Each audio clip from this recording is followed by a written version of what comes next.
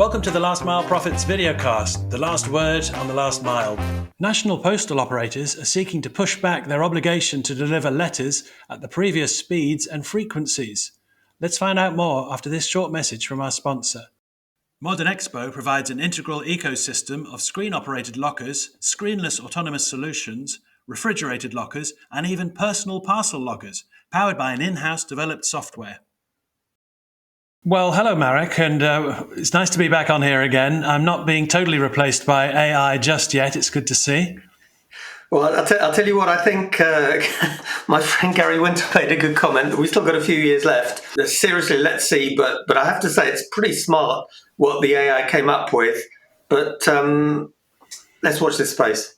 Yeah, I'll be looking over my shoulder for the next few years, just before my retirement, that's for sure. Listen, we've got some interesting news coming out of the postal sector. It seems that some of the big players, they're not so keen on this universal service agreement. You know, the obligation they have to deliver a certain number of slots of delivering letters at a certain number of times a day or times a week. What are we seeing on that? Well, yeah, the background, Peter, to the story is that whereas in the past there were an awful lot more letters, now with far smaller volumes, with higher costs, particularly at the moment with the Russian war in Ukraine, you know, it's making it very, very difficult to make ends meet. And a lot of operators are saying, hold on, do we really, really need to deliver every day? What I think is quite interesting is some of the more forward-looking operators dealt with this a few years ago. I know it's not just Postal Norway Post, for those who don't speak such perfect Norwegian as I do. What they did is they basically took a look at it first to understand, probably so as to have arguments vis-a-vis the regulator. And most of the public who were receiving non-tracked letters really didn't notice whether it arrived 1 or 2 days late, as long as it arrived within reason. And they implemented a system which I think was quite cool, which was 3 days 1 week, 2 days the next week. And my understanding is that it didn't actually lead to any major repercussions in the market. In return, Peter, though, what they did do, if I remember correctly, is they really upped the ante on tracked mail to make sure that that worked really, really well. So I think, you know, the issue is volumes falling, costs rising, some evidence suggesting that the consignee doesn't even notice the difference. Do we really need to have this service 5, sometimes 6 days a week? Is that breaking an agreement in any way whatsoever, do we think?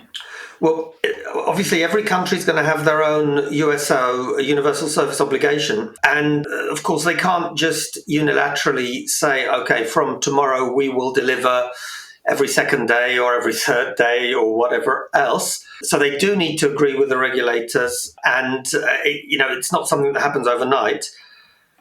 My personal view is that there is some sense in it, provided, you know, you demonstrate the fact that you're using available resource, therefore, to create better tracked services. And I think also electronic, because frankly, regular paper-based mail is neither economic nor ecological. Don't we feel, though, in our lifetime, or even, shall we say, in the last 10 years, if you want it to be delivered, if you want to know that it's got there, you don't just bung a stamp on it and send it. You really do want it tracked. So I just wonder whether, you know, customers of the general public like you and me, we've changed our attitude towards letters now, haven't we? And I don't think either you or I would be upset if the Christmas card greeting we send arrives 5 days before Christmas or 4 days before Christmas. That's not really mission critical. I think really what we get concerned about is if it arrives after Christmas. And that's it. And I think this is the big issue, that better that you have, perhaps, in my view. And of course, this is one, please comment below, because based on some of the videocasts we've had around the UK and Royal Mail, there's a lot of activity. So, you know, you may completely disagree. Please feel free to comment below. But my personal view is I'd rather have a Norwegian type system with 3 perhaps and 2 days per week, but knowing that it really arrives on time, than a situation where my Christmas cards, which is what happened this year, come 3 or 4. I think the record one was 6 weeks after Christmas, which is quite interesting considering that they were all postcards from within Europe. Yeah, it seems like the capacity in the Norwegian system is they want to use that just to make the system more robust. effectively so it doesn't break.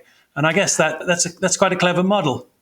I think so. The devil, of course, Peter, is in the detail. But I would say, if those savings are used to reinforce other products that are needed, that's great. And I think the unions probably will be on board as well.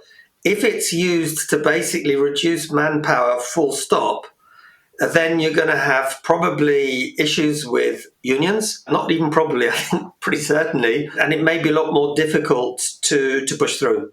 I guess it's a question of watch this space then. So if anyone's got any comments to make, please do not put them in an envelope on a piece of paper because they may not get here. But do use the comment box below, and we look forward to hearing what you have to say on this topic. Thanks, Marek.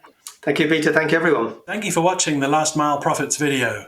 For more free analysis of the last mile, please like, follow and subscribe below to ensure you are notified every time we upload new content.